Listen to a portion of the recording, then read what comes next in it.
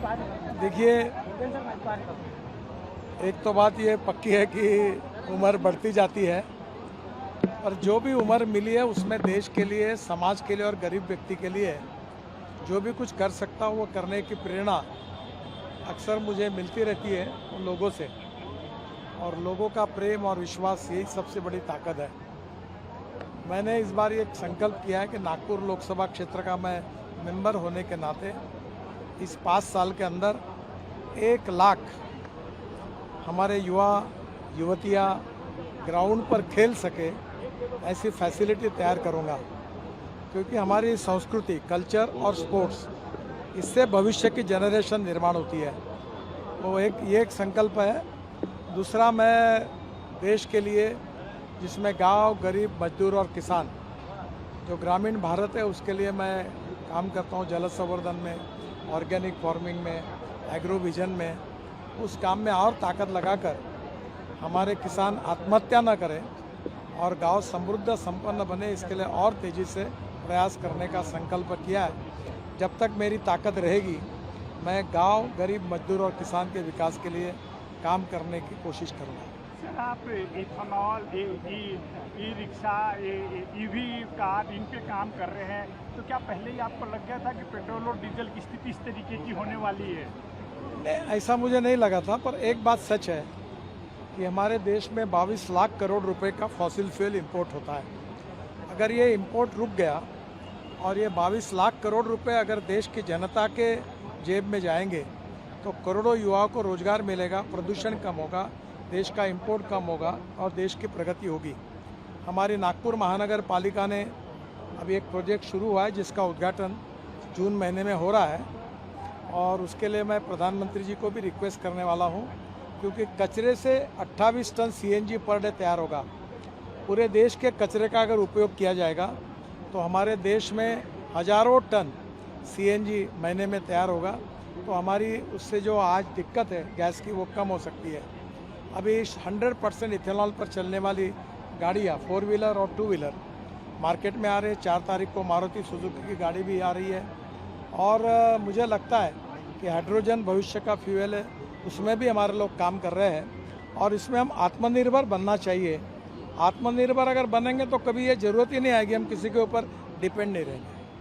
Sir, 25 lakh पेड़ लगाने की भी संकल्पना की है, कब तक एक वो पूरा होगा? नागपुर शहर और ज़िले में मैं अभी एक कोड ऑफ कंडक्ट के कारण थोड़ी अड़चन आई थी, पर यहाँ के सभी educational institution, school, social organisation, राजनीतिक पार्टी, कारपोरेटर्स, सबके साथ मिलकर, सामाजिक संगठन के साथ मिलकर हम नागपुर शहर और ज़िले में लेकर करीब 25 लाख पेड़ लगाने का हमने निर्णय किया है, और इसमें फॉरेस्ट ने उसके लिए जो प्लांट लगते हैं वो भी तैयार किया, और आज यहाँ भी प्लांट डिस्ट्रीब्यूट करने का काम शुरू है। तो बड़े प्रमाण पर पर्यावरण की रक्षा और प्रदूषण मुक्त देश, ये हमारे लिए बहुत ज़रूरी है। हमारे स्वास्थ्य की जो भी हम लोग डॉक्टर के बिल भरते हैं उसका कारण एयर पोल्यूशन है।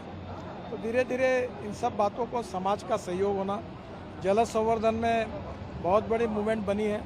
5000 किसानों का सरपंच और इनका बड़ा कार्यक्रम हुआ, उससे काफ़ी प्रेरणा मिलकर लोग काम कर रहे हैं। समाज के साथ मिलकर ये सब काम समाज उपयोगी है, और ये करने के लिए वैसे भी मैं अपना समय ज़्यादा खर्चा करता हूँ और ज़्यादा करने की कोशिश करता हूँ। हेल्थ सेक्टर भी काफ़ी है, आपने कई डायग्नोसिस सेंटर भी खोले, क्या लग रहा है कि हेल्थ सेक्टर पे विशेष ध्यान देना जरूरी है? बिल्कुल ज़रूरी है। अभी 1200 रुपये में MRI मिलता है, 600 रुपये में CT स्कैन होता है, 200 रुपये में सब पैथोलॉजी की टेस्ट होती है, 100 रुपये में एक्सरे मिलता है, और 500 रुपये में डायलिसिस होता है। ऐसे पहले नागपुर में है, और नागपुर में एक सेंटर, एक अमरावती में, एक वाशिम में और एक भंडारा में, इसका भी प्रोसेस में है, और गरीब लोगों को विशेष रूप से मिले।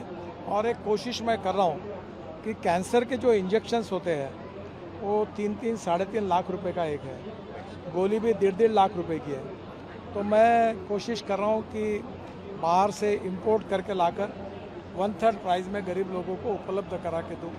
बेचारे लोग, अपनी जान चली जाती है पर दवा लेने के लिए उनके पास पैसे नहीं है। तो हम लोग जो जो प्रकार से प्रयास कर सकते हैं वो करने का ज़रूर प्रयास करेंगे। ठीक है। एक बहुत जल बहुत संधारण के 25 वर्ष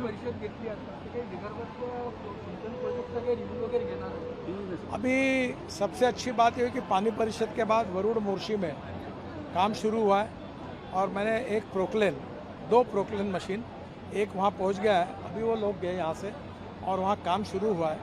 वरुण मोर्शी, काटोल, नरखेड़ और कड़मेश्वर, सावनेर, ये 4 हमारा डार्क एरिया है और इसमें जल संवर्धन का काम तेज़ी से करने की हम कोशिश करेंगे। सर, क्या प्रधानमंत्री गृह मंत्री ने की शुभकामनाएं पहुंची आप तक? मुझे प्रधानमंत्री जी की पहुंची, राष्ट्रपति की पहुंची, गृह मंत्री जी की पहुंची, रामदेव बाबा की पहुंची, काफ़ी सब लोगों ने आशीर्वाद दिए और मुझे विश्वास है कि काफ़ी फिल्म अभिनेता उनका भी आया और मैं अभी फ़ोन नहीं ले पा रहा हूं, पर सबकी शुभकामनाएं मिली है, उनके प्रति मैं बहुत बहुत आभार व्यक्त करता हूं। कड़ी धूप में भी यहाँ पर लोग आपके प्रशंसक आए हुए ये हैं, मेरे क्या कहना चाहेंगे? इसीलिए मैं जल्दी उठ के आया हूँ। मैं चाहता हूँ कि धूप ज़्यादा आने के पहले ये कार्यक्रम समाप्त करके लोगों को धूप की तकलीफ ना हो, क्योंकि ये एक बहुत बड़ी समस्या है इस बार और लोगों का प्रेम और विश्वास मेरी राजनीतिक जीवन की सबसे बड़ी सक्सेस कोई है तो सामान्य लोगों का प्रेम और विश्वास मुझे मिला है, ये मेरी सबसे बड़ी पूंजी है, ऐसा मैं मानता हूँ। Thank you.